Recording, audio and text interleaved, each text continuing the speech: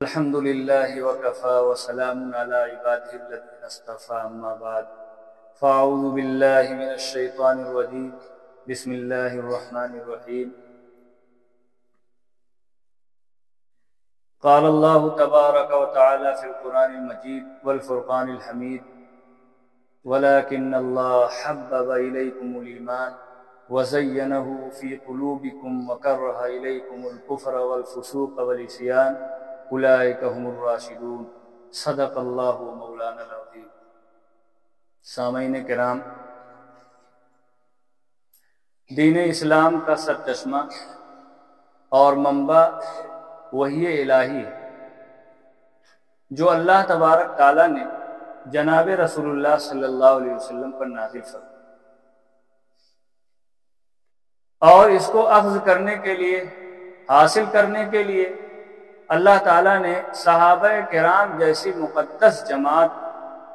کو آپ کی صحبت کے لیے، آپ کی تعلیم کے لیے اور تلقین کے لیے منتخب فرمایا، چاہے وہ قرآن کی صورت میں ہو، چاہے وہ احادیث مبارکہ کی صورت میں ہو، چاہے وہ سنت رسول اللہ صلی اللہ علیہ وسلم کی صورت میں۔ صحابہ کرام رضوان اللہ علیہ اجمعین کی جماعت رسول اللہ صلی اللہ علیہ وسلم اور ہمارے درمیان واسطہ ہے۔ آپ کی تعلیم کی اس قدر اہمیت تھی کہ اللہ کے رسول صلی اللہ علیہ وسلم کے ایک اعلان کے بعد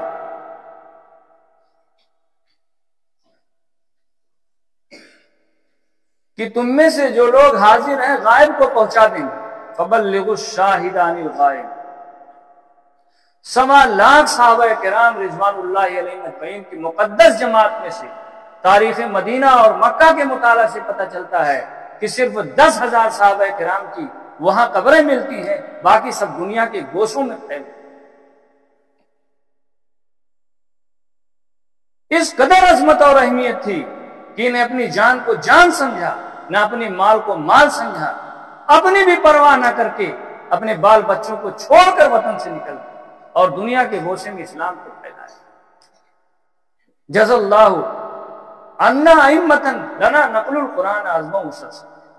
ہمارے اوپر احسان ہے کہ اگر آج یہ نہ ہوتے تو ہمارے پاس وہ قرآن کی دولت کہاں سے آتی، اور جس کو قرآن نے یہ کہہ کر آپ صلی اللہ علیہ وسلم کے بیان پر چھوڑ دیا، لِتُبَيِّنَ لِلنَّاسِ مَا نُزِّلَ إِلَيْهِمْ، آپ بیان کیجئے لوگوں سے جو آپ پر نازل کی گئی۔ اور آپ کے دربار اقدس پر یہ فقراء کی جماعت یہ پھٹے پرانے لباس میں بھوک روکھی سوکھی کھا کر پڑے رہتے تھے۔ چنانچہ اصحاب صفہ میں سے حضرت ابو ہریرہ رضی اللہ تعالیٰ عنہ نقل فرماتے ہیں کہ 70 صحابہ ایسے تھے، 70 میرے ساتھی ایسے تھے جن کے پاس ایک ہی کپڑا ہوتا تھا جو پہنتے تھے، یا تو نصف پڈلی تک آتے تھے یا ٹخنوں تک آتے تھے، اور انہی میں سے بہت سے قرہ کو بیر زکوان پر لے جا کر روال وسیہ اور ایک قبیلہ اور تھا شہید کر ڈالا لے جا کر۔ آپ صلی اللہ علیہ وسلم ان کے لیے 1 مہینہ قنوت نازلہ میں بد دعا کرتے رہے۔ اللہ تعالیٰ ارشاد فرماتے ہیں وَلَٰكِنْ حَبَّبَ إِلَيْكُمُ الْإِيمَانَ، اللہ تعالیٰ نے ان کے دلوں میں ایمان کی محبت ڈال دی۔ وَلَٰكِنَّ اللَّهَ حَبَّبَ إِلَيْكُمُ الْإِيمَانَ وَزَيَّنَهُ فِي قُلُوبِكُمْ، اور اللہ تعالیٰ نے ان کے قلوب کو اس سے آراستہ کر دیا تھا۔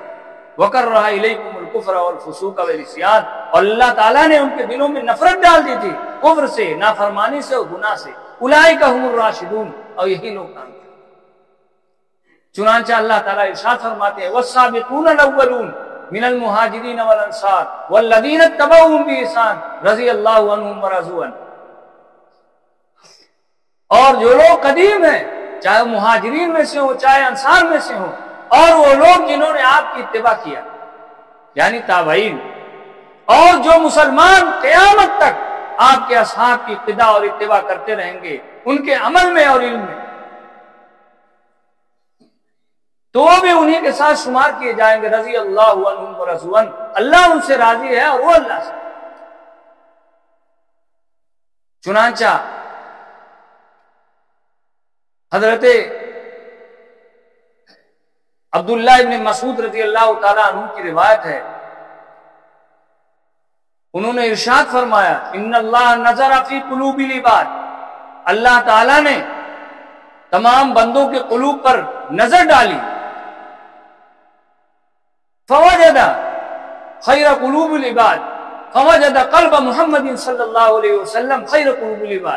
قلوب العباد، تو اللہ تعالیٰ نے سارے دلوں میں محمد صلی اللہ علیہ وسلم کے دل کو سب سے بہتر پایا، فاصطفاه لنفسه فابتعثه برسالاتي، تو اپنی رسالت اور اپنے دین کے لیے منتخب فرمایا، ثم نظر فی قلوب العباد بعد قلب محمد صلی اللہ علیہ وسلم، پھر اللہ تعالیٰ نے دوبارہ نظر ڈالی بندوں کے دلوں پر، آپ صلی اللہ علیہ وسلم کے دل پر نظر ڈالنے کے بعد فوجد قلوب اصحابہ خیر قلوب العباد، تو آپ کے اصحاب کے قلوب کو سب سے بہتر پایا تمام بندوں کے قلوب سے، فجعلہم وزراء نبی صلی اللہ علیہ وسلم، چنانچہ ان کو اپنے نبی کی صحبت کے لیے منتخب فرما لیا، وَيُقَاتِلُونَ عَلَىٰ دِينِ، اور اپنے دین کی مدد کے لیے منتخب فرمایا۔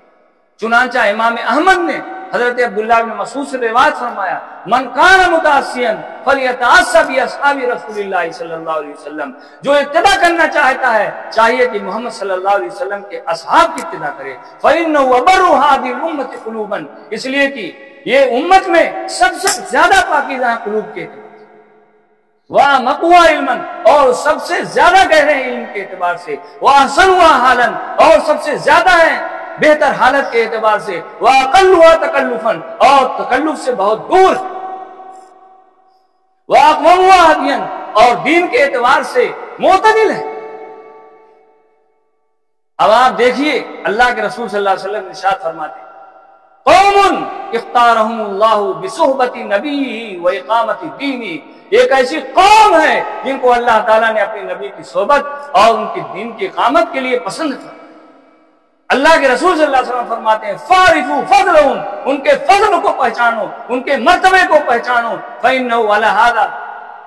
عَلَى الْهُدَى الْمُسْتَقِيمِ، اس لیے کہ یہی سیدھے راستے پر۔ صحابہ کرام رضوان اللہ علیہم اجمعین کی مقدس جماعت ہے، چشمے فلک نے ایسی جماعت کو دیکھا نہیں، اس لیے کہ انہوں نے جان ساری اور سرفروشی کی ایسی مثال پیش کی جس کی نظیر نہیں ملتی۔ چنانچہ حضرت عبداللہ بن